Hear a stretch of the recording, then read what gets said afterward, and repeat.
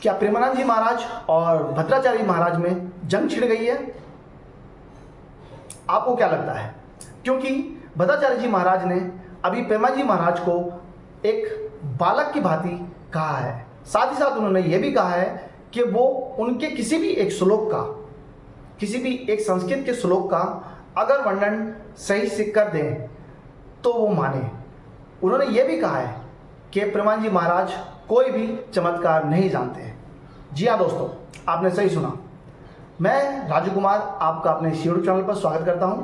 अगर आप पहली बार हैं तो इसे सब्सक्राइब जरूर करें, एक लाइक करें, कमेंट करें और मैं आपको पूरी जानकारी इस 1 मिनट में दे रहा हूं, इसे छोड़ के ना जाए। दरअसल दोस्तों, भद्राचार्य जी महाराज जो हैं वो परम गुरु हैं और वो प्रेमानंद जी महाराज को कुछ भी कह सकते हैं, क्योंकि एक गुरुवर दूसरे गुरु को कुछ भी कह सकते हैं। भद्राचार्य जी महाराज उम्र में भी उनसे बड़े हैं और ज्ञान में भी, तो इसलिए भद्राचार्य महाराज जो हैं प्रेमानंद जी महाराज को अपना पुत्र मानते हैं। इसलिए उन्होंने ये बात कही कि प्रेमानंद जी महाराज एक पुत्र की भांति हैं। सिर्फ इतना ही नहीं, उन्होंने ये भी कहा कि वो कोई चमत्कार नहीं करते, क्योंकि सच बात है, प्रेमानंद जी महाराज ने खुद कहा है कि वो चमत्कार नहीं करते।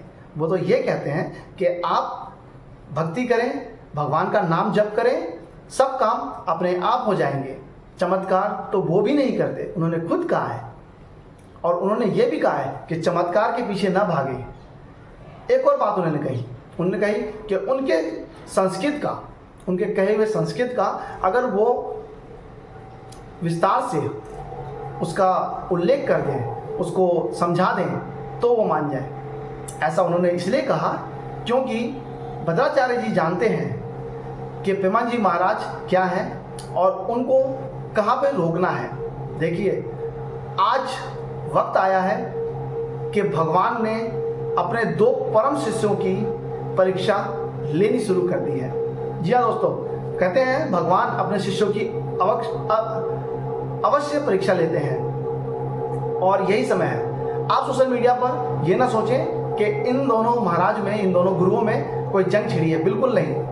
न भद्राचार्य जी उनसे रुष्ट हैं और न ही भद्राचार्य जी का ये कहना है कि वो कुछ भी गलत है।